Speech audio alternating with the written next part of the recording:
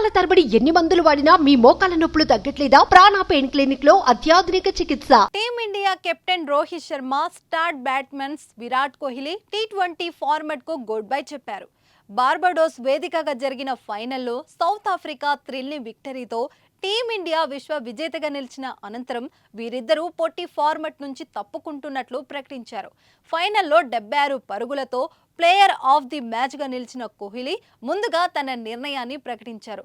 బార్బడోస్లోనే తాను భారత్ తరపున చివరి టీ20 మ్యాచ్ ఆడేశానని చెప్పుకొచ్చాడు.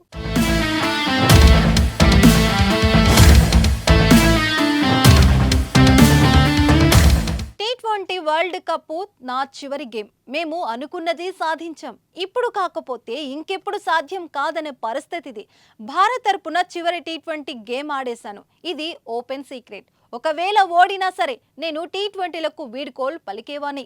యువ ఆటగాళ్లు టీ20లో జట్టును ముందుకు తీసుకెళ్లాల్సిన సమయం వచ్చింది. ఐసీసీ ట్రోఫీ గెలవాలనే మా సుదీర్ఘ నిరీక్షణ ముగిసింది. ఇది నాకు 6వ టీ20 వరల్డ్ కప్. రోహిత్ కు 9వది. మా జట్టులో టైటిల్ సాధించడానికి అతడికే ఎక్కువ అర్హత ఉంది అని కోహ్లీ వ్యాఖ్యానించారు.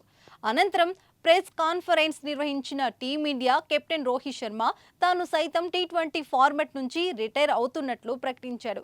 ఇదే నా చివరి మ్యాచ్. వీడ్కోల్ పలకడానికి ఇంతకు మించిన మంచి సమయం ఉండదు. ఈ ట్రోఫీ గెలవాలని ఎంతగానో పరితపించాను.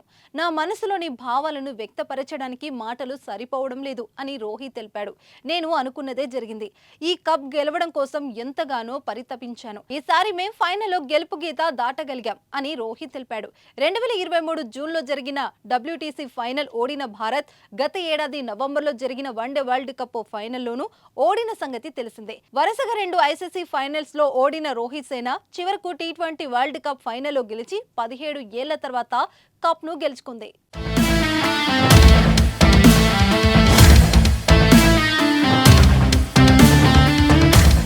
టీమిండియా తరపున 125 టీ20 మ్యాచ్లు ఆడారు విరాట్ కోహ్లీ.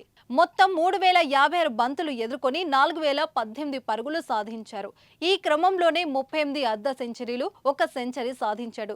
రోహిత్ శర్మ టీమిండియా తరపున మొత్తం 159 టీ20 మ్యాచ్లు ఆడాడు.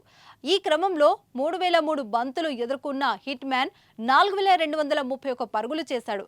5 సెంచరీలు, 32 అర్ధ సెంచరీలు కూడా చేశాడు. ఇప్పుడు ప్రపంచ కప్ విజయంతో ఇద్దరు దిగ్గజాలు కలిసి తమ టీ20 అంతర్జాతీయ కెరీర్ను ముగించారు.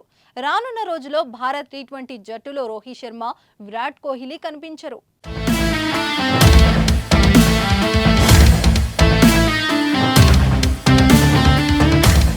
సుమన్ టీవీలో మీ పర్సనల్ అండ్ బిజినెస్ ప్రమోషన్స్ కోసం కింది నెంబర్కి కాంటాక్ట్ చేయండి.